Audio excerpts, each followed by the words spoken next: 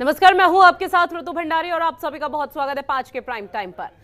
बिहार की सियासी उलटफेर से क्या 2024 की तैयारी की जा रही है? ये सवाल इसलिए क्योंकि बिहार के 8वीं बार सीएम बनने के बाद नीतीश कुमार ने कहा कि 2014 में आने जाने वाले 2024 में रहेंगे, तब ना हम रहे या न रहे वो 2024 में नहीं रहेंगे। इशारों ही इशारों में नीतीश कुमार ने बीजेपी पर बड़ा हमला बोला।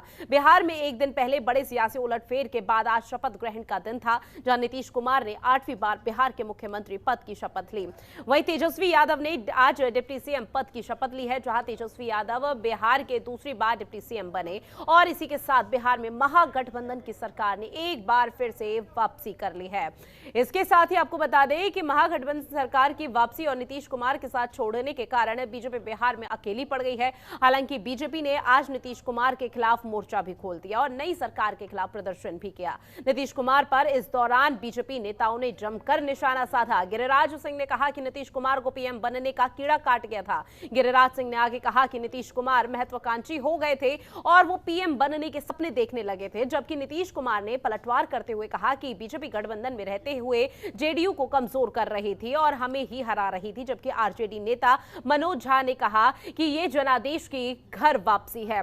बिहार में बदली बयार से विपक्ष को एक बार फिर से संजीवनी मिली है और यही कारण है कि नीतीश कुमार ने अपील की है कि 2024 के लिए अब सब एकजुट हो जाएं। सवाल ये उठता है कि नीतीश कुमार तीसरे मोर्चे का चेहरा बनकर बीजेपी को टक्कर दे पाएंगे? क्या 2024 के लिए विपक्ष को लामबंद करेंगे नीतीश कुमार? क्या महागठबंधन के साथ ही 2024 का लोकसभा चुनाव लड़ेंगे नीतीश कुमार? यही नहीं, बिहार में नई सरकार तो बन चुकी है, लेकिन क्या अब ये सरकार अपना कार्यकाल पूरा कर पाएगी? इन्हीं सब सवालों को लेकर आज हम करेंगे चर्चा, लेकिन सबसे पहले नेताओं की क्या कुछ बयानबाजी आज पूरे दिन रही वो आपको सुनवाते हैं। आगे भी जरूर हम चाहेंगे कि सब लोग मिल करके अब पूरा का पूरा मजबूत हो और सब लोग आगे का सब कुछ करें। अब तो आने वाला है ना भाई, देखिए जिनको 14 में मिला अब 24 है ना। फिर व्यवहार और जो कुछ भी चुनाव में जो अप्रोच था, अपने दल के सब लोगों को ये फीलिंग है कि ठीक नहीं है, ठीक नहीं है। हम लोगों के लोगों ने उनको सपोर्ट किया और उनकी तरफ से जेडीयू को हराने ही की सब बात हो गई। सबसे पूछिए, हम तो तब तक कुछ नहीं, हम तो चाहते भी नहीं थे बनना।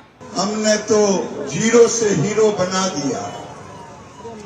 ये जीरो से हीरो पहला मुख्यमंत्री भारतीय जनता पार्टी ने 63 और 36 के आंकड़े उनके थे और हमारे 63 बना, लेकिन 2010 में आकर के फिर उनको पीएम मटेरियल का कीड़ा काटने लगा कि उनके अगल बगल के लोग कहने लगे आप तो पीएम मटेरियल पीएम बन सकते हैं। ये सिर्फ सरकार ओथ नहीं लेने जा रही है। आपको सच कहूं तो 17 से लेकर के 20 का मैंडेट, उसकी घर वापसी हो रही है। मैंडेट की घर वापसी बहुत महत्वपूर्ण है, खास तौर पे ऐसे दौर में जब मौजूदा भाजपा ने ये तय कर लिया है कि लोकतांत्रिक मूल्यों को छत विच्छत कर देंगे, सिर्फ हम रहेंगे और कोई नहीं रहेगा। तो जाहिर है कि बिहार ने एक संदेश दिया। ये सिर्फ शपथ ग्रहण तेजस्वी जी का या नीतीश जी का नहीं हो रहा है। ये शपथ ग्रहण बिहार की आवाम का हो रहा है, बिहार की जनता का हो रहा है कि अपने सरोकारों की राजनीति होगी और ये जो बुलडोजर, फलाना ढिमकाना, तनाव, घृणा, वैमनस्य, अब आज वो सारी चीज़ें बिहार में पृष्ठभूमि में चली जाएंगी। मैं तो कहूँगा कि भाजपा वाले आईना नहीं रखते हैं क्या सामने में? आईना, संख्या बल कितना है इधर? 164, बल्कि 165। आप कहाँ खड़े हैं? और 17 में क्या था साहब? आप तो 53 सीट पर थे। बिहार की जनता ने आपको नकार दिया था, हमें तो नकारा नहीं था, जुड़ा हुआ मैंडेट था। ट्रेजरी बेंच और अपोजिशन के बीच में कोई फर्क नहीं, 6 सीट का। तो भाजपा वालों के साथ दिक्कत क्या है कि उन्होंने अपने घर के सारे आईने तोड़ के रख दिए हैं। अब काम करना है, आगे बढ़ना, बिहार को ऊंचाइयों तक तो पहुंचाने का काम कर रहे हैं। ईडी या सीबीआई से हम लोग डरने वाले हैं क्या? अगर हम लोग गलत काम नहीं किए हैं तो क्यों डरेंगे? हम नहीं डरते हैं। ईडी या सीबीआई से क्या डरना है? ये तो भाजपा सरकार ईडी या सीबीआई निर्दोष लोगों के ऊपर जो करने का काम किया है, इससे जो नौ युवक नौजवान है, ये देखने का काम किया है। कि किस तरीके से ईडी या सीबीआई को लगाने का काम किया है। उन्होंने तो सिखाने का काम किया कि जब महागठबंधन की जब सरकार पूरे तरीके से, जब नरेंद्र मोदी की दिल्ली से सफाया होगा तो वो भी वही काम करेगी। एक बार फिर आरजेडी और जेडीयू की यहां पर जोड़ी क्या इस बार निखर पाएगी? क्योंकि पिछली बार के चुनाव या पिछली बार का जो गठबंधन था वो हमने देखा, लेकिन इस बार महागठबंधन है।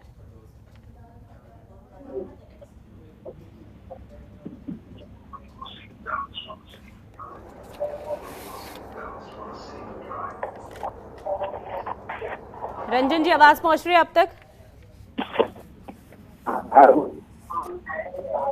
हेलो रंजन जी, आवाज पहुंच रही है सर आप तक? हाँ, एक बार फिर से बोलिए। जी सर, इस बार आरजेडी और जेडीयू की जो जोड़ी है क्या कमाल कर पाएगी? देखिए, बिहार की जनता जो चाह रही थी, बिहार की जनता की जो चाहत थी, बिहार में धर्मनिरपेक्ष सरकार बने, तो कल उस पे मुहर लगे और आज शपथ हो गए और बिहार की जनता का जो मंशा था वो पूरा हो गया जी। क्योंकि वहाँ एक तरह से धर्मनिरपेक्ष या धर्म को बांट के या वहाँ के लोगों को परेशान कर काम किया जा रहा था। तो वहाँ पे सामाजिक न्याय की बात नहीं हो रही थी जी। तो वहाँ पे जो जनता चाह रही थी और जिसके लिए जनता मैंडेट दी थी, वो जनता का मैंडेट को जनता मैंडेट के अनुरूप वहाँ सरकार बनी है। वहाँ जनता के मैंडेट का दुरुपयोग किया गया था। सर, ये जो मैंडेट का दुरुपयोग किया गया था, ये तो आप तब भी बोल रहे थे जब नीतीश कुमार बीजेपी के गठबंधन में थे। उस दौरान भी आप लोगों की तरफ से ही, जेडीयू की तरफ से लगातार कई बड़े जो आरजेडी की तरफ से लगातार कई बड़े आरोप यहां पर लगाए जा रहे थे नीतीश कुमार पर। यहां तक कि नीतीश कुमार को साफ तक कह दिया गया था, पलटू राम तक कह दिया गया था, जिसके नाम से आप लोग यहाँ पर तमाम तरह की गतिविधि देखी जा रही थी। और अब चूंकि यहाँ पर पूरी साफ छवि नीतीश कुमार की इसलिए हो चुकी है क्योंकि नीतीश कुमार ने आप लोगों के साथ गठबंधन कर लिया। देखिए, संगत से गुण होते, संगत से गुण जात। जो नीतीश कुमार की संगत थी वो अच्छे लोग के साथ नहीं थे, अच्छे पार्टी के साथ संगत उनकी नहीं थी। वो उसकी जो बीजेपी का जो संगत है, बीजेपी का जो काम करने का जो है, गरीब विरोधी पार्टी है, युवा विरोधी पार्टी है। न तो गरीब को वहाँ कोई रोजगार है, युवा को कोई रोजगार है, इसलिए मतलब अब नीतीश कुमार आपके साथ गठबंधन में आ गए हैं तो उनकी संगत अच्छी हो गई है। हम लोग धर्मनिरपेक्ष सरकार चलाते हैं, सामाजिक न्याय की बात करते हैं। और जब वो तो जो आरोप आप लोगों की तरफ से लगाए गए थे 2019 में, जब वो बीजेपी के साथ गठबंधन में सरकार बना रहे थे एनडीए के साथ, तो उस दौरान अब ये क्या समझा जाए कि अब पूरी तरह से छवि जो है वो पूरी तरह से नीतीश कुमार की साफ हो चुकी है? देखिए, नीतीश कुमार की छवि अपने आप में अच्छी है। नीतीश कुमार जो छवि है वो ठीक है, लेकिन हम बोले कि संगत उनकी गलत संगत थी, गलत संगत में पड़े हुए थे और अब अच्छे संगत में आए हैं और अच्छे काम होगा, बिहार का विकास होगा। अब 2025 में बिहार में विधानसभा चुनाव होने हैं, तो क्या तब तक भरोसा जताया जा सकता है नीतीश कुमार पर कि अब बाजी नहीं पलटेगी? देखिए, बिहार की जनता ने अब जो मैंडेट दी थी उसके अनुरूप नीतीश जी सोचे हैं और अभी महागठबंधन की सरकार वहां बनी है और महागठबंधन की सरकार में अच्छे काम होंगे, आपको युवाओं को रोजगार मिलेगा, विकास होगा। जो बिहार के विकास बाधित थी, बिहार का विकास अब दिन दुगना रात चौगुना करके बिहार का विकास होगा। ठीक है, अब बिहार में किस तरह से विकास की बयार बहती है ये आने वाले दिनों में पता चल जाएगा। सुबोध जी, आपका पहला रिएक्शन इसी पूरे मामले पर कि आरजेडी जेडीयू का गठबंधन हो गया, एक बार फिर से घर वापसी हो गई है, किस तरह की खुशी आप लोगों में देखी जा रही है? पहले तो देखिए, ये हमारे नेता श्री नीतीश कुमार जी का निर्णय है और नीतीश कुमार जी ने यह निर्णय देश हित और राजहित में लिया है। जहाँ तक अभी पिछले वक्ता जो हैं उन्होंने जो बोला है, मेरा उनसे थोड़ा सा इस मुद्दे पे उनको बोलने से पहले ख्याल रखें। और देश में कोई भी उनपे कोई आरोप नहीं लगा पाया है और उन्होंने हमेशा जो निर्णय लिया राजहित में लिया और विगत 15 वर्ष में जो बिहार में विकास की बयार वही है। आपने भी देखा होगा किस तरह से गुणात्मक सुधार हुए हैं, हर क्षेत्र में वो सुधार दिखता है, स्पष्ट है। तो नीतीश जी के नेतृत्व में हुआ है, इसलिए वो ये जो पूर्व के जो हमारे आरजेडी के नेता है, उन्होंने जो बातें बोली कि संगत और ये, नीतीश जी ने हमेशा देश हित और राष्ट्र हित में निर्णय लिया। अब जबकि परिस्थितियां बदल गई है और हमारा कॉमन मिनिमम प्रोग्राम था, लेकिन जिस तरीके से जो कम्युनल जो इश्यूज है उस पे लगातार बीजेपी वाले, उससे हमारी हम उनके साथ उनसे मंतव्य नहीं रखते हैं, हमारी उनसे सामंजस्य इन इश्यूज पे नहीं बन सकती है। तो और इसके बाद जब हम लोगों ने नया निर्णय ले लिया है तो ये गठबंधन मजबूत होगा, देश हित और राष्ट्र हित। तो अभी कैसे भरोसा आप दिलाएंगे सुबोध जी कि यह गठबंधन आगे मजबूत रहेगा? किसी तरह से पलटवार यहाँ पर या पलटू राम के नाम से यहाँ नवाजा जा रहा है, वो चीजें वापस नहीं आएगी, वो स्थिति वापस से क्रिएट नहीं होगी? नहीं, अभी एक बात मैं आपको कहना चाहता हूँ कि जो बदली हुई परिस्थितियां हैं उसमें आज देश के लोग नीतीश कुमार जी पर भरोसा रख रहे हैं और आने वाले समय में उम्मीद करते हैं कि Nitish Kumar ji consensus candidate opposition के होंगे। मैं ये बात इसलिए कहता हूँ कि उनकी जो क्रेडिबिलिटी है, उनकी जो इंटीग्रिटी है, उनकी जो ऑनेस्टी है, ये पूरे देश में, पैन इंडिया में वो एक्सेप्ट। तो सारे अपोजिशन के लीडर, हमारा पूरा विश्वास है, क्योंकि बिहार में उन्होंने परफॉर्म किया और बिहार में उन्होंने जिस तरीके से जो बिहार में योजनाएं लाए, आज प्रधानमंत्री यहाँ खुद आकर उन्होंने नीतीश कुमार जी की ऑनेस्टी और इंटीग्रिटी पे तारीफ किया और उन्होंने जितनी भी योजनाएं, नल जल हो चाहे और सब योजना हो, ये सब तो बिहार की योजनाएं केंद्र सरकार में ले जा रहे हैं। तो हमारा ये कहना है कि हमने जब ये निर्णय लिया और आज जो परिस्थितियां बनी, जिससे कि एक खासकर कम्युनल टिंज दिया जा रहा है गवर्नेंस में, लग रहा है कि जैसे अब आप जो भारतीय जो बेसिक स्ट्रक्चर है कॉन्स्टिट्यूशन का, उसके आप साथ काम नहीं कर रहे हैं। संविधान की जो भी व्यवस्था है उसको आप क्षतिग्रस्त कर चुके हैं, वो ध्वस्त कर रहे हैं। तब कैसे हम आपके साथ रह सकते थे बीजेपी ने? और जो हमारे साथ नाइंसाफियां हुई पार्टी में चुनाव के समय से और अब तक, यही सब बातें आपने 2017 के दौरान भी कही थी कि यहाँ पर जो संविधान है उसका उल्लंघन किया जा रहा है, किसी भी तरह से कोई बातों का यहाँ पर पालन नहीं किया जा रहा आरजेडी की तरफ से, तभी शायद हम बीजेपी में शामिल हो रहे हैं। आप देखिए, अब एक चीज बहुत स्पष्ट है कि जेपी नड्डा साहब यहाँ आए थे, उनके राष्ट्रीय अध्यक्ष थे, और कहे कि अब हमारा एक ही एजेंडा है कि अब बिहार, पूरे भारतवर्ष में बीजेपी ही एक पार्टी रहे। जब वो राष्ट्रीय अध्यक्ष ऐसी बात कह के कहते हैं तो इसका मतलब कहीं ना कहीं और क्षेत्रीय पार्टियों का कोई जरूर वहाँ स्कोप नहीं रखने की बात करते हैं। जब जेपी नड्डा साहब, जब इतने बड़े नेता, उसके इतने मतलब रिस्पॉन्सिबल पद पे हैं और वो ये बात कर रहे, तो कहीं ना कहीं उनका टारगेट अपने एलीज पे भी था। हम तो हटे, हमसे पहले अकाली दल हट गया, शिवसेना हट गया और भी अन्य जो क्षेत्रीय दल, जैसे ममता जी हटी। क्या कारण हुआ कि इसको बीजेपी को इंट्रोस्पेक्शन करने की जरूरत है, किन किन कारणों से ऐसा हो रहा है बीजेपी का? हम तो सबके लिए रिस्पॉन्सिबल नहीं है। और इधर जो ऑफ लेट जो डेवलपमेंट्स हुए हैं वो सब धीरे धीरे उजागर हो जाएगा, किस तरीके से हमारे पार्टी को तोड़ने का काम किया। हमारी विजन है, हम फॉरसाइटेड हैं, हमने दृढ़ निर्णय लिया और हमारे साथ वो छलावा नहीं हो सकता था क्योंकि हमारे नेता मजबूत है। लेकिन छलावा आप लोगों के साथ ही क्यों होता है? क्योंकि 9 साल में 2 बार सहयोगी बदल चुके हैं नीतीश कुमार अपने। देखिए, सहयोगी बदले, लेकिन हमने जब भी बदला तो हमने अपनी जो मर्यादाएं होती है उसका और जो राजधर्म होता है उसका निर्वहन किया। हम हमेशा समावेशी और इंक्लूसिव पॉलिटिक्स पे बात करते हैं। हमें चाहे कोई वोट दे ना दे, वो हमारे लिए बराबर है। हमारा रूल ऑफ लॉ रहेगा और इसके लिए हम लगातार निरंतर प्रयास करते हैं। अच्छा, एक बात बताइए कि तेजस्वी यादव पर 2017 में भ्रष्टाचार का आरोप नीतीश कुमार की तरफ से लगा था, तो नीतीश कुमार ने उस दौरान इस्तीफा भी मांगा था। हालांकि उन्होंने इस्तीफा देने से मना कर दिया था और कुछ दिन बाद तेजस्वी यादव ने खुद इस्तीफा सौंप भी दिया था। लेकिन अब जो भ्रष्टाचार का आरोप 2017 में लगा था, अब आप लोगों ने उनसे पार्टनरशिप कर ली है, तो क्या वो भ्रष्टाचार पूरी तरह से हट चुका है? वो दाग हट गए, वो दाग धुल चुके हैं जो पहले लगाए गए थे?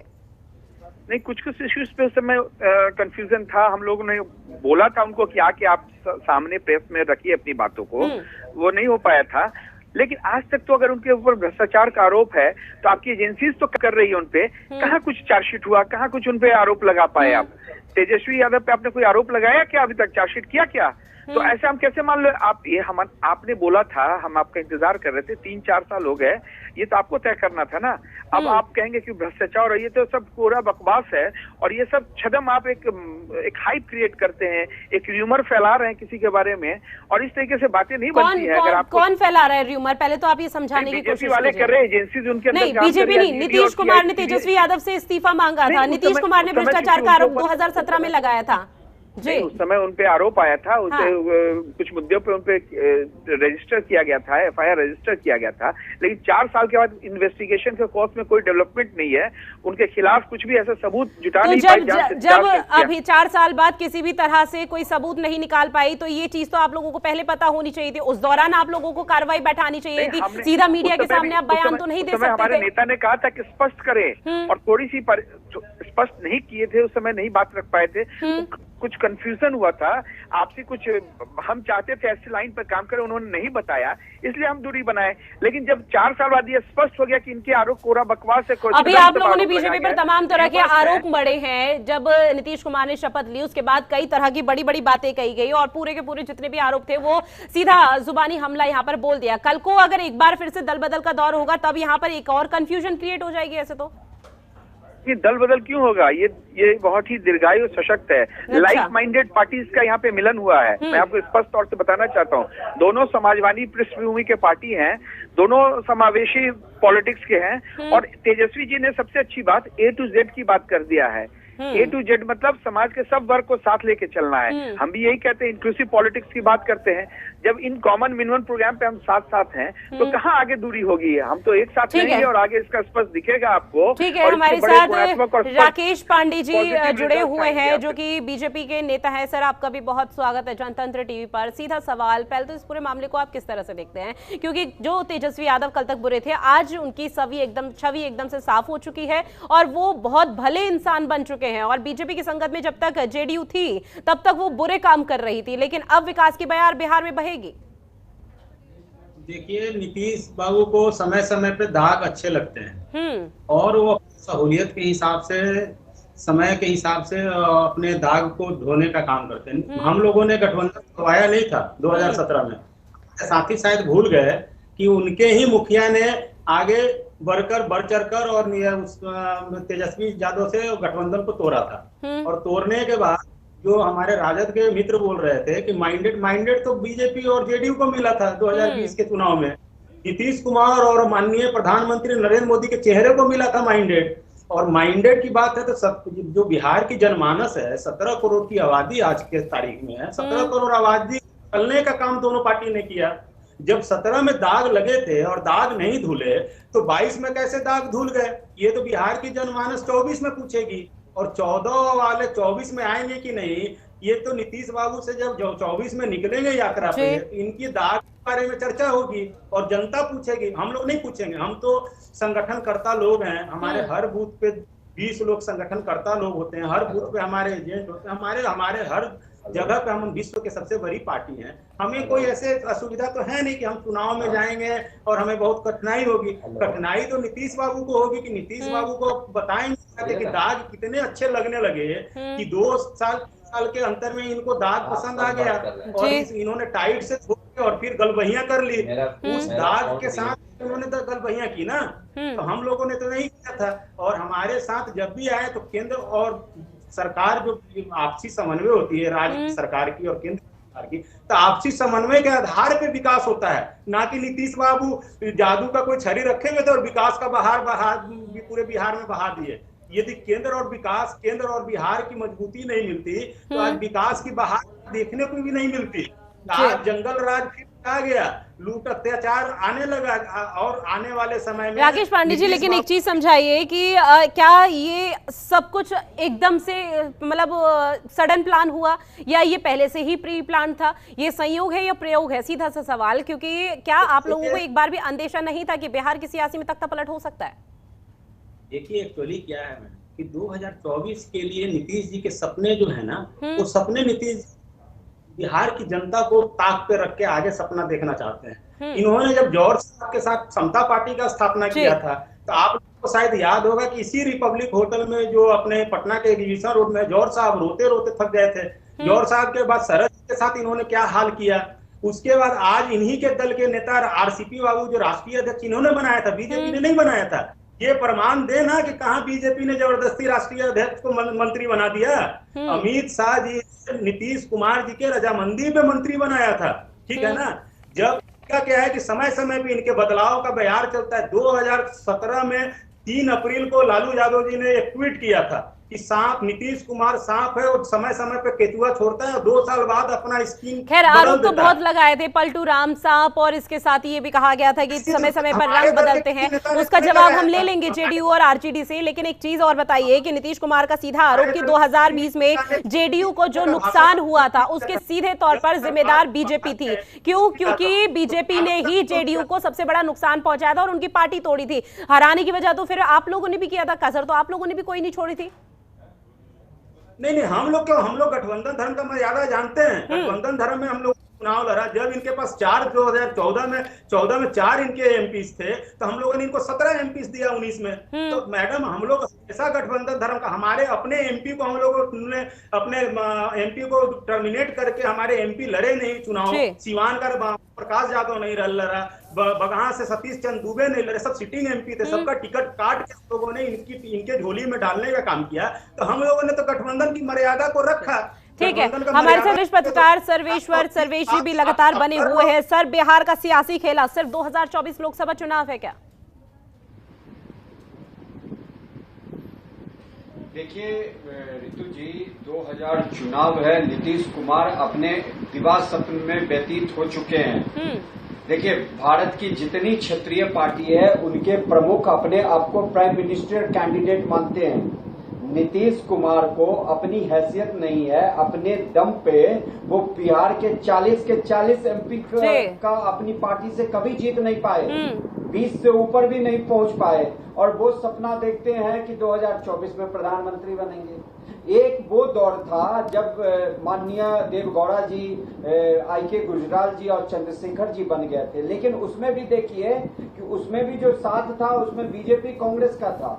तो ये जो भी प्रयोग हो रहा है, जानती है, ये बिहार के लिए बहुत ही बुरा हो रहा है। नीतीश कुमार ने 10 साल में ये 6ठा प्रयोग किया है। और उसके बाद पलटू राम से, ये सुशासन बाबू अपने आप को कहते हैं ना, ये पलटू बाबू हैं, जिसके लिए, जिस पार्टी के लिए, जिसके लिए कहा गया ये भ्रष्टाचारी पार्टी है, असहज महसूस करते हैं। आगे एक्चुअली सबसे बड़ी बात है नीतीश कुमार की कि वो अहंकार में अपना जो है अपना ही देखते हैं। राज्य का क्या विकास होगा, राज्य का क्या हाल है, वो नहीं देखते।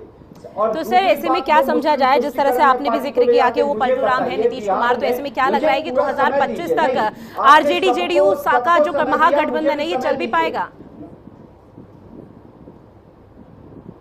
देखिए, मुझे कहीं से नहीं लगता ये गठबंधन चल पाएगा। इसलिए चल पाएगा कि जो आरजेडी का जो नेचर है, उसकी जो प्रकृति है वो भ्रष्टाचार से भरी पूरी है।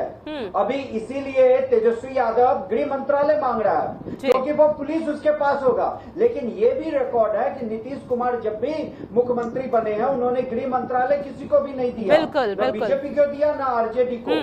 तो लेकिन इस बार वो बैक फुट पे है। देखिए, उनके इवन प्रशांत किशोर तक ने उसको बोला कि जो पार्टी 115 एमएलए की पार्टी थी वो 43 पे आ चुकी है। तो इससे इसकी नीतीश कुमार की परिणति क्या होगी? वो बोलते हुए सुनाई दिए कि जो 2014 में आया था 24 में नहीं आएगा। अरे आप एक प्रदेश में हो, वहां के 40 सांसद है, एमपी के सीट है, उसको तो आप जीत नहीं पाते हो। बिहार में ही आप 8वीं बार मुख्यमंत्री बने हो, एक बार भी आपकी इतनी औकात या हैसियत नहीं रही कि आप अकेले दम पे 124 और 25 एमएलए लाके अपने दम पे जेडीयू की सरकार बनाते। ऐसा कभी नहीं हुआ। तो बिल्कुल उसमें घूम रहे बिहार की जनता के लिए ये बहुत ही बड़ा दुखदाई पल है। तो चाचा भतीजे एक बार फिर घर वापसी यहाँ पर हो चुके हैं। हालांकि कई तरह के कयासबाजी पहले से ही लगाए जा रहे थे, लेकिन इस बीच कई कयासों को विराम लगाते हुए यहाँ पर तमाम तरह की गतिविधि देखी जा रही है। एक बार फिर से खास पैनल के साथ चर्चा को आगे बढ़ाएंगे और शुरुआत एक बार फिर से मैं आपसे करना चाहूंगी सुबोध कुमार जी। तमाम तरह की रिएक्शन सामने आने के बाद ऐसे में अब बीजेपी लगातार कई तरह के बातें कह रही है कि विकास की बयार यहाँ पर जिस तरह से यहाँ पर आप लोगों ने चिंता जाहिर की थी, हालांकि यहाँ पर तमाम तरह की चीजें देखी गई, कई तरह के बयान भी सामने आए। और ऐसे में जब नीतीश कुमार ने शपथ ली तो उस दौरान उन्होंने साफ तौर पर पीएम मोदी पर एक बड़ा हमला बोला और उन्होंने कहा, विपक्ष का आह्वान किया है। तो क्या ये मानकर चला जाए कि 2024 का जो लोकसभा चुनाव है उसकी लाइन अभी से सीधी कर दी गई है?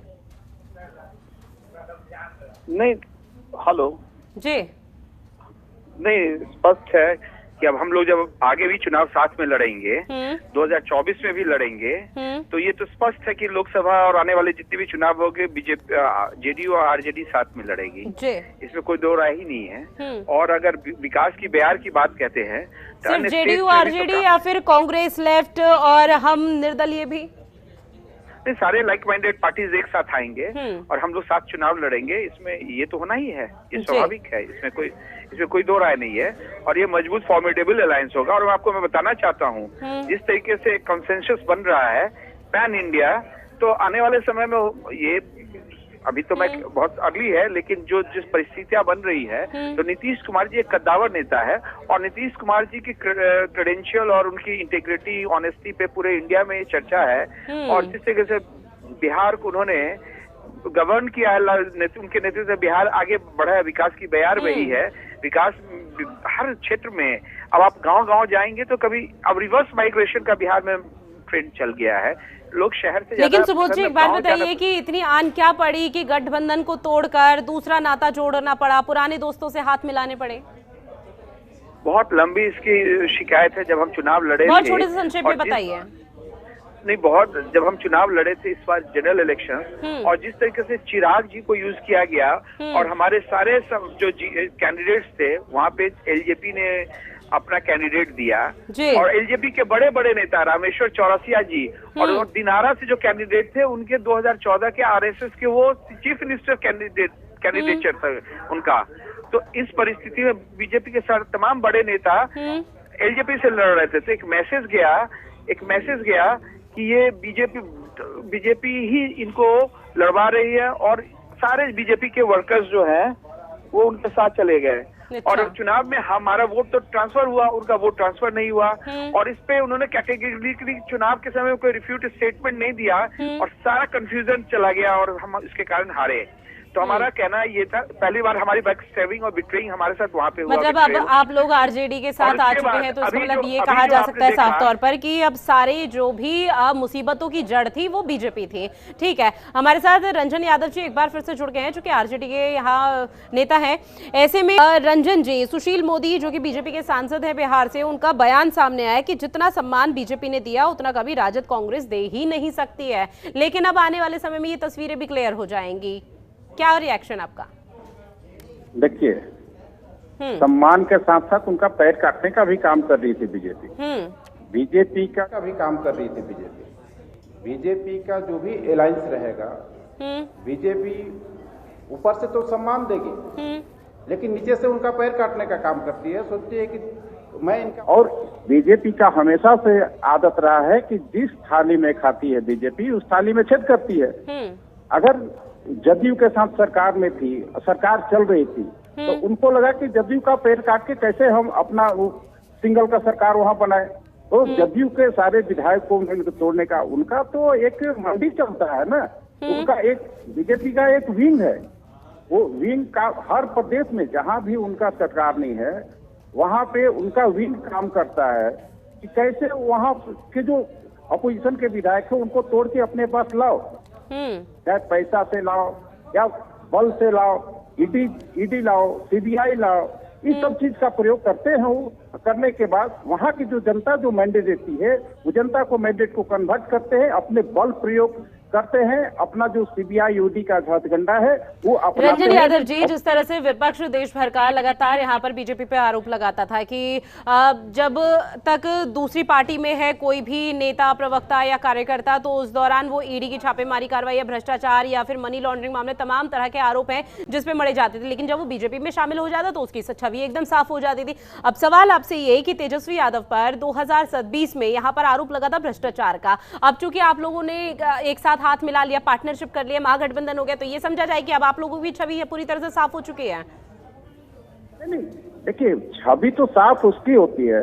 अब जो विपक्ष में होता है वो आरोपित होता है, वो भ्रष्टाचारी होता है, लेकिन जो बीजेपी में जाता है और कमल छाप साबुन से नहाता है वो स्वस्थ हो जाता है। वो तो यहाँ भी तो यही हो रहा है। यहाँ क्या अलग है? यहाँ नीतीश कुमार ने सीधा आरोप लगाया था।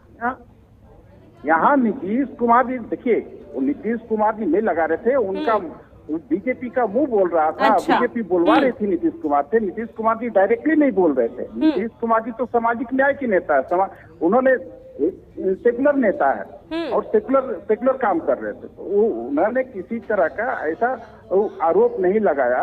और नीतीश कुमार जी का छवि बिल्कुल साफ है। लेकिन पहले मैंने बोला कि जब संगत में रहते हैं तो जिस तरह का संगत पकड़ेंगे उस तरह का उनका आचरण करना होगा। तो उनको लगा कि संगत खराब है, इसलिए भी छोड़ के फिर आए और जिस जनता के जो उन्होंने देखा कि जनता क्या मैंडेट दी थी, उस मैंडेट के अनुरूप वहाँ उन्होंने सरकार बनवाई। और अगर नीतीश कुमार जी उनके साथ रहते तो उनका पैर बिल्कुल काट दिया जाता और जदयू को एक तरह से पतन कर दिया जाता। वहाँ जदयू पतन। ठीक है राकेश पांडे जी, सीधा रुख आपका। सर, यहाँ पर आरजेडी और जेडीयू का साफ तौर पर कहना है कि नीतीश कुमार स्पून फीडिंग का काम कर रहे थे। बीजेपी जो उनके मुंह में निवाला डाल रही थी वो वही निवाला बाहर फेंक रहे थे। जो शब्द आप लोगों ने दिए वो यहाँ पर लगाए, चाहे वो आरोप थे, बयानबाजी थी या कुछ भी था, वो सब बीजेपी की जुबानी थी। देखिए, सबसे पहले तो बात जो हमारे राजद के मित्र हैं उनको शायद थोड़ा मेमोरी लॉस हो गया है उनका। 17 में मुख्यमंत्री और उप मुख्यमंत्री थे और अपने उप मुख्यमंत्री को, हिंदुस्तान में पहला ऐसा मुख्यमंत्री होगा जो अपने उप मुख्यमंत्री को, अपने कैबिनेट को भ्रष्टाचार के लिए उन्होंने टर्मिनेट कर दिया और वहां से समर्थन वापस लिया। ये कहाँ, मतलब ये कहाँ जा रहे हैं, किस राह पे जा रहे हैं रंजन भाई? मुझे समझ में नहीं आ रहा है कि ये बिहार की जनता के साथ जो ठगी का काम कर रहे हैं इसमें ये लोग भागीदारी निभा रहे हैं। अरे बिहार की जनता इसमें आपको सबक सिखाएगी और बिहार की जनता, आप जब जाएंगे तो आपको जनता आपसे पूछेगी जवाब कि 20 का माइंडेड तो था, 20 का चुनाव दोनों अपने चेहरे पे लड़े थे। नीतीश कुमार जी और नरेंद्र मोदी के चेहरे पे लड़ा गया था। माइंडेड कर रहे हैं, इनको जानकारी ही नहीं कि इनके नेता अकेले दौड़ के चुनाव लड़ा करते थे। इनके नेता कांग्रेस के साथ भी गठबंधन तोड़ के अपने सारे सीटों पर लड़ने के लिए मदन मोहन झा जी के साथ हो गया था। ये लोग क्या बात कर रहे हैं कि हम लोग आपस में मिलकर चुनाव लड़ेंगे? और नीतीश जी कितने दिन के मेहमान है, ये लिखवा लेना। इनके नेता जो सर्वमान्य नेता लालू यादव हैं, उन्होंने कहा था कि 2 साल से ज्यादा कहीं टिकते नहीं है। ये तो हमारे साथ साल का पुराना संबंध है। ये अपने संबंध का हवाला देना कि कितने सालों का संबंध है। हमारे अटल जी के सरकार में तो नीतीश जी को सम्मान दिया, रेल मंत्री बनाया गया, फिर यहाँ चुनाव लड़े, नुकसान हुआ, बूटा सिंह राष्ट्रपति शासन लगा, फिर ये गए केंद्र में तो कृषि मंत्री बनाया गया। किस बात का बात कर रहे हैं आप? किस सम्मान का बात कर रहे हैं आप लोग? सम्मान। लेकिन राकेश जी, एक बात बताइए कि हैरानी की बात तो ये है कि अंदर ही अंदर इतनी सब पूरी तरह से खिचड़ी पक गई और आप लोगों को अंदाजा भी नहीं हुआ कि यहाँ पर सरकार गिरने वाली है। उस थाली में छेद करते हैं। भारतीय जनता पार्टी किसी के थाली में नहीं खाती है। भारतीय जनता पार्टी के थाली में कोई भी खा रहा था आज तक। और हम लोग मर्यादा जानते हैं और मर्यादा में रहते हैं। जब इनके नेता तेजस्वी यादव सरकार से अलग हुए और भ्रष्टाचार के आरोप में इनको टर्मिनेट कर दिया गया तो इन्होंने पागल, सनकी, सब कुछ बोलने का शब्द का प्रयोग किए थे। उस सब चीज चल रहा है, दुनिया जानती है और दुनिया जगी हुई है, जगाने वाला चाहिए। और नरेंद्र मोदी 14 में भी था, 24 में भी है और 29 में भी रहेगा। क्योंकि जनमानस तो देश की जनमानस है, 140 करोड़ जनता है, युवा की आबादी 50% है, वो सारे नरेंद्र मोदी के साथ है, भारतीय जनता पार्टी के साथ है। अपने राज्य में 40 का भी ठीक है लड़के सीट नहीं लगते हैं। ठीक है राकेश जी, लेकिन बात तो सुनिए। राकेश जी, अब आपकी बात कंप्लीट हो गई हो तो आप बात भी सुनिए। आप लोगों को एक बार भी अंदाजा नहीं हुआ कि इतना बड़ा सियासी उलटफेर होने वाला है? एक बार भी नहीं पता चला? क्योंकि नीति आयोग की बैठक से वो नदारद रहे। इससे पहले अग्निपथ योजना और तमाम तरह के जो जातिगत जनगणना योजना थी उसको लेकर भी जब बात की जा रही थी तो बीजेपी यहाँ पर कुछ नहीं बोल रही थी। उस टाइम भी यहाँ पर साफ तौर पर नीतीश कुमार की जो नाराजगी थी वो देखी जा रही थी। 2019 से वो लगातार कई तरह के बयानबाजी दे रहे थे। क्या आप लोगों को एक बार भी नहीं लगा कि इस तरह से उलटफेर हो सकता है? नहीं, निश्चित रूप से मैडम, ये तो आप पुराने इतिहास काल में जाइएगा, पन्नों को पलटिएगा तो नीतीश जी जब भी बीमार होते हैं और जब भी बीमार होते हैं तो कुछ ना कुछ बड़ा बमंडल करते हैं। जब हमारे नेता आए, देश के गृह मंत्री हैं, हमारे गृह मंत्री नहीं, पूरे ये देश के 125-150 करोड़ की जनता के गृह मंत्री आए तो ठीक है, हर पार्टी का अपना एक काल होता है, अपना एक कार्यक्रम का एजेंडा होता है, जिसमें राजद भी करेगी, जेडीयू भी करेगा और भी अलायंस पार्टी जो भी अपने दल के हैं अपने करेंगे।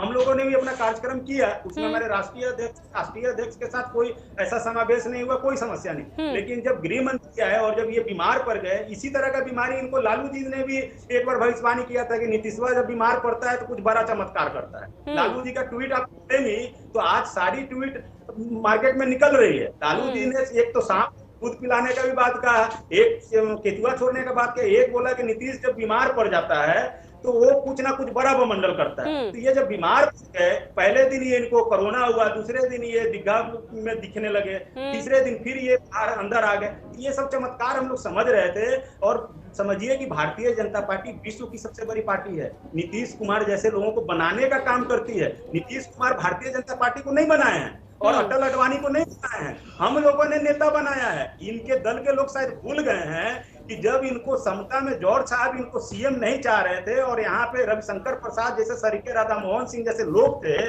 तो हम लोगों ने उन लोगों को छोड़कर इनके नेता का निर्माण किया। तो हम लोग निर्माता हैं और हम लोगों को सारी चीजें आकलन थी कि नीतीश जी कभी भी पलटी मारेंगे। हम लोगों ने एक नेता चुना था, उस नेता पे था कि पलटी मारे हैं तो अपना कबर खोदे हैं। ये 24 में जाएंगे, ये अभी हमारे साथ 17 हैं, 24 में जाएंगे 0 पे आउट हो जाएंगे। बस ये 14। लेकिन गलत भी नीतीश कुमार ने क्या किया? अगर 2024 के सपने आप लोग देख रहे हैं तो 2024 के सपने और देखने का हक उनको भी है। सिर्फ एक पक्ष के तौर पर तो चुनाव नहीं हो सकता। सर्वेश्वर जी, आपका रुख। सर, तेजस्वी यादव ने जब आरजेडी यहाँ पर नीतीश कुमार ने छोड़ दी थी तो उस दौरान जब एनडीए में गए थे तब उस दौरान तेजस्वी यादव ने एक ट्वीट किया होगा, आपके संज्ञान में वो ट्वीट भी होगा, जहां उन्होंने कहा था कि कम से कम नीतीश कुमार अब एक पार्टी के साथ टिके रहे और आगे जो भी बिहार का विकास कार्य होगा वो पूरी तरह से सुचारू रूप से चलेगा। क्या कभी तेजस्वी यादव ने सोचा होगा कि अगर गठबंधन टूटता है तो वो वापसी करेंगे घर? देखिए, ये राजनीति है, संभावनाओं का दौर है। तेजस्वी यादव ने तो सचमुच नहीं सोचा होगा, क्योंकि जिस तरीके से नीतीश कुमार उसके साथ मिलके गए थे और सरकार बनी थी तो उस तरीके से तो नहीं सोचा होगा। लेकिन उसके बाद की परिस्थितियां जैसी आई, जो इसमें बीजेपी की भी गलती है। देखिए, चुनाव 2020 में लड़े, अगर बीजेपी ज्यादा सीटें जीतती, मान लीजिए अच्छी, क्योंकि एंटी इनकम्बेंसी जो लगा था 2020 के चुनाव में वो केवल और केवल जेडीयू पे लगा था, बीजेपी की सीटों पे नहीं लगा था। बीजेपी अपनी सीटों में बढ़ोतरी की थी। लेकिन अगर उस समय मान लीजिए बीजेपी ज्यादा सीट 100 सीट या 90 सीट के आसपास आज होती तो ये स्थिति परिस्थिति नहीं होती। लेकिन नीतीश कुमार जो जैसा कि मैंने पहले भी बताया कि 10 साल में वो 6 प्रयोग कर चुके और ये वही पार्टी है, ये वही लालू यादव की पार्टी है जो भ्रष्टाचार में लिप्त रही। लालू यादव भ्रष्टाचार में जेल भी गए हैं और ये लोग जो प्रवक्ता महोदय आके बता रहे हैं कि like minded party, like minded, Nitish Kumar पे कोई दाग नहीं है, ठीक है, नहीं दाग है। लेकिन जब आप एक इंजीनियर एक अनपढ़ के गोद में बैठ जाएगा, उसके इशारों पे नाचेगा, तो ये कैसी मजबूरियां हैं प्रीति जी? ये हर उर बिहारी का आज आत्मसम्मान को ठेस पहुंचा कि जिस जनाधार को उन्होंने सेलेक्ट किया था, इस 15 साल का जो जंगल राज था लालू यादव का, लूटपाट, डकैती, अपहरण का जो इंडस्ट्री चल रहा था, उसको मैंडेट नहीं दिया था। मैंडेट दिया था नीतीश कुमार जो सुशासन बाबू बनते उसको और बीजेपी के छवि और नेता को दिया था। लेकिन ये अपनी सहूलियत से नीतीश कुमार जो कर रहे हैं, तो बिहार की भी जनता उतनी बेवकूफ नहीं है। आने वाले समय में 2025-24 दोनों का ही हर किसी को इंतजार है। लेकिन सर्वेश्वर जी, जिस तरह से ये जोड़ी अब नई, एक बार पुरानी दोस्ती वापस नए अंदाज में आई है, तो ऐसे में क्या माना जाए कि अब मजबूती के साथ काम होगा, बिहार में विकास की बयार बहेगी?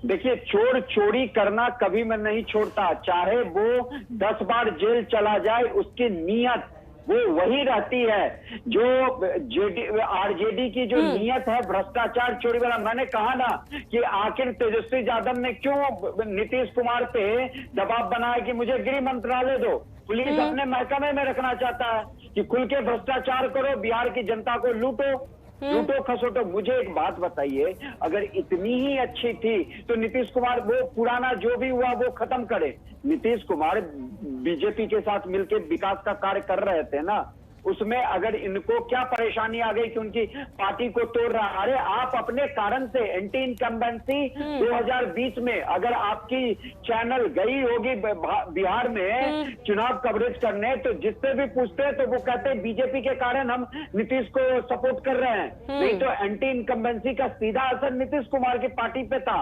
और ये जो उनके रणनीतिकार है प्रशांत किशोर, वो भी कह रहे हैं, अब खुल के कह रहे हैं। तो अब सबसे बड़ी बात है कि बीजेपी की भी कुछ खामियां थी, बीजेपी भी अगर सरकार में थी, वहां पे देखिए चीजों को समझने की कोशिश करिए। पूरा बिहार पीएफआई का और आईएसआई का स्लीपर सेल से भर चुका है।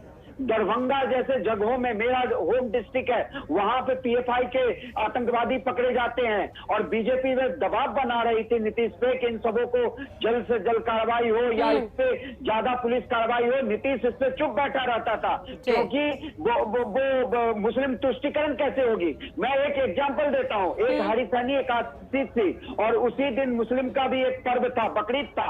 नीतीश कुमार जी बकरीद पे मुस्लिम को बधाइयां देते हैं, लेकिन हरिसैनी एकादशी पे हिंदू को कोई बधाई नहीं देते हैं। तो ये जो मुस्लिम तुष्टिकरण की चलती है, कल भी मुहर्रम था, बड़े बढ़िया से ट्वीट दिया और सावन का महीना चला गया। बाबा भोलेनाथ पहले बिहार ही था, झारखंड 20 साल पहले बना है, पहले बिहार ही था और हर बिहारी बाबा भोलेनाथ जो बैजनाथ धाम है वहां गंगा जल लेके चढ़ाता है, लेकिन एक सावन पे मैंने ट्वीट नहीं देखा नीतीश कुमार का। तो जो आप देखिए, एक शर्जिल इमाम जो आतंकवादी अभी जेल में बंद है, उसने क्या कहा था कि चिकन नेक को पकड़ लो। ये जो आसनसोल वाला एरिया है, ये पूरा आईएसआई का, अगर पीएफआई का आतंकवादियों का अड्डा बन चुका है, लेकिन नीतीश कुमार उस पर कार्रवाई नहीं कर रहे थे। और बीजेपी भी असहज थी, बीजेपी को भी खुल के इसका विरोध करना चाहिए, लेकिन ये समझ रही थी कि चलो जैसे चल रही है चलते रहो। तो बीजेपी को भी अच्छा सबक मिला है। बिल्कुल, बीजेपी गठबंधन में थी इसलिए शायद कुछ कर नहीं पाई, लेकिन ऐसे में क्या लग रहा है कि बीजेपी जो लूप होल है वो अब किस तरह से पूरा करती हुई नजर आएगी, क्योंकि मुश्किलें तो बीजेपी की अब बढ़ चुकी है। 2025 का जो विधानसभा चुनाव होना है, 2024 तो छोड़िए, लेकिन 25 तक क्या अपने आप को तैयार कर पाएगी बीजेपी बिहार में?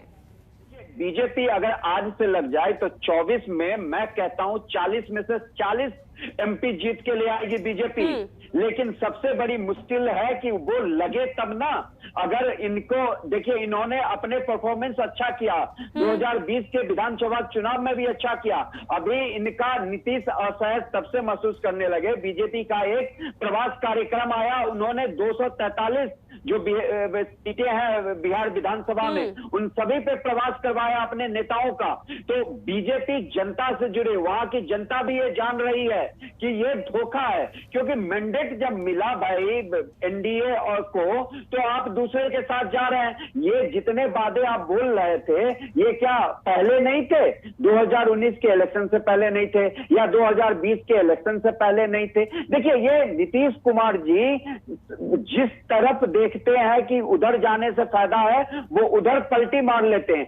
आज तक इन्होंने अपने बलबूते पे, लालू यादव अपने बलबूते पे पूरे बिहार में 3 बार तो शासन किया, 1-2 बार तो कांग्रेस के सहयोग से फुल मैंडेट में आए। लेकिन क्या नीतीश कुमार जी एक बार भी, या तो लोकसभा चुनाव में 40 के 40 एमपी जेडीयू के हो, या विधानसभा चुनाव में फुल बहुमत में आए? नहीं आए हैं। ये पार्टी का बंटाधार और होगा, और बिहार में 2 ही पार्टी मूलतः रह जाएगी, वो ये लालू यादव की पार्टी आरजेडी और बीजेपी, इन दोनों में कट्टर मुकाबला होगा। लेकिन जनता सब जानते हैं। मुझे एक बात बताइए, ये बीजेपी की भी गलती है। बिहार ऐसा एक राज्य है, जो भी राज्य हो, मेरा राज्य है, मुझे चिंता है, एक बच्चे को 3 साल में ग्रेजुएशन की डिग्री नहीं मिल पाती है। बिहार में जंगल राज लालू का आपने बहुत कह दिया। 30 साल मतलब 15 साल, और ये इनका 4th टर्म चल रहा था बीजेपी के साथ, मतलब कह लीजिए नीतीश जी का। इसमें क्या आपको परेशानी थी? अगर राज्य बिल्कुल कई तरह की समस्या थी जिसके समाधान निकालना बेहद मुश्किल हो गया था, और शायद बीजेपी के साथ इस तरह से मुश्किलों में आई है। ये 2 चीजें हैं जो बिहार की पूरी चरमराई हुई है। बीच में लॉ एंड ऑर्डर को काबू में किया गया था, लेकिन अब लॉ एंड ऑर्डर भी खराब हो चुका है, और बीजेपी भी सत्ता में थी, उसने भी इस पे ध्यान नहीं दिया कि नीतीश अंदर ही अंदर उनकी जड़ें काट रहा है, और उन्होंने बिल्कुल। और बीजेपी को अगर थोड़ा सा भी अंदेशा होता या किसी तरह की आशंका होती कि इस तरह का सियासी उलटफेर उलटफेर होता है तो कहीं ना कहीं बीजेपी रोक पाती, और धरना प्रदर्शन की जो आज नौबत बीजेपी प्रदेश भर में कर रही है वो यहाँ नजर नहीं आती। रंजन जी, एक बार फिर से रुक आपका, क्या वो विश्वास जो 2017 में जी मैं ये कहता हूँ कि अब पछताए क्या हो, चिड़िया चुग गई खेत। अरे धरना प्रदर्शन से क्या फायदा होगा? अब आप लग जाओ 2024 के लिए, 2025 के लिए। जनता ने देख रखा है कि किस तरीके से पीठ में छुरा बोका एक सुशासन। बिल्कुल है सर्वेश जी, 2024 में अगर यहाँ अपने आप को मजबूत कर रही है तो 2025 में तो वैसे ही बीजेपी अपने आप को मजबूती कर सकती है। लेकिन बात यह है कि धरना प्रदर्शन जिस तरह से यहाँ पर आम जनता के साथ मतदाताओं के पास जा रही है और खामियां बता रही है, इससे कुछ नहीं होने वाला है, सीधा यहाँ पर काम करना होगा। एक बार फिर रुख रंजन जी आपका कि जो विश्वास 2017 में नीतीश कुमार की तरफ से खो दिया गया था, क्या वो अब हासिल हो गया महागठबंधन के दौरान? देखिए, नीतीश कुमार जी जब गए थे बीजेपी में तो उनको पूरा अनुभव प्राप्त कर लिए कि बीजेपी में क्या मेरा हाथ हो सकता है, और पूरा अनुभव लेने के बाद फिर से उन्होंने अपना निर्णय लिया और फिर आरजेडी के साथ आए और पूरा अब उनको आरजेडी के साथ लगे अब पूरे देश का सेवा करने का उन्होंने मन बनाया है। और पूरे अभी तो बिहार में जो काम बाकी है उसको हमारे नेता तेजस्वी जी के साथ मिलकर काम करेंगे, और अब बिहार के एक एक जनता की, एक एक लोगों का ध्यान रखा जाएगा कि किस तरह किस जनता को क्या चाहिए। वहाँ सबसे बड़ी बेरोजगारी की मार है, जो अभी हमारे नौजवान बेरोजगार है जो घूम रहे हैं, और अभी भी जो आया मुख्यमंत्री थे तो बेरोजगारी हटाने के लिए क्यों नहीं नौकरी निकाले? बीपीएससी की भर्ती कुमार को तो चेहरा बनाया गया था ना, कुमारी तो मुख्यमंत्री थे इतने सालों से, कुमार को चेहरा बनाया गया था, जादू की छड़ी। ठीक है सर्वेश जी, रंजन जी, समय की कमी है, एक आखिरी रिएक्शन राकेश पांडे जी। सीधा सवाल, नीतीश कुमार का बयान सामने आया है कि सब कुछ भूलकर आगे बढ़ा जाए, अगर आगे ही बढ़ना है तो फिर आप लोग पीछे क्यों है, धरना प्रदर्शन क्यों कर रहे हैं? आप लोग भी आगे बढ़िए। नीतीश कुमार तो एक मुखौटा थे, उनको मुखौटा के रूप में बीजेपी यूज कर रही थी। अब बीजेपी तो रंजन जी आपके पास आऊंगी, पहले राकेश पांडे जी क्या कुछ कह रहे हैं वो सुन लेते हैं, सवाल उन्हीं से है जी। हेलो जी, देखिए, नीतीश कुमार जी को एक मुखौटा बनाया गया था। नीतीश कुमार जी को काम कहाँ करने दे रहे थे? मुख्यमंत्री को काम नहीं करने देगा, नीतीश कुमार काम नहीं करने दे रहा था। ये जो मुस्लिम आतंकवादियों का जो बिहार और टीकाकरण में जो लगे जिस दिन पता चलेगा तो बीजेपी के पास था, तो क्या करेंगे? मारे जाएंगे, मुस्लिम भी मारे जाएंगे, चाह के भी नहीं काम कर रहे थे। इच्छा शक्ति तो कुछ थी नहीं और काम नहीं कर रहे थे। मुख्यमंत्री के हाथ में इतना पावर होता है और बीजेपी उनको खुली छूट दिया था।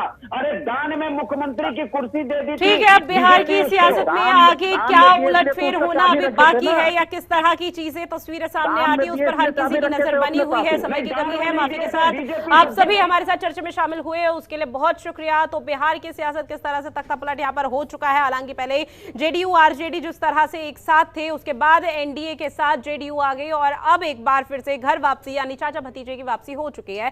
लेकिन अब क्या चाचा भतीजे की जोड़ी जैसे पुरानी दोस्ती थी उसके जरिए या और मजबूत हो पाएगी या नहीं, आने वाला वक्त बिहार की सियासत में बताएगा। फिलहाल हमारी खास पेशकश में इतना ही। आप बने रहिए जनतंत्र टीवी के साथ। नमस्कार।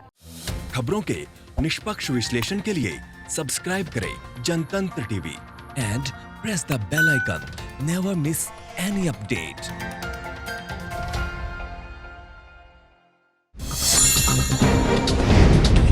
डाउनलोड कीजिए जनतंत्र टीवी ऐप को, जो कि अवेलेबल है गूगल प्ले और ऐप स्टोर पर। अधिक जानकारी के लिए अभी डाउनलोड करें।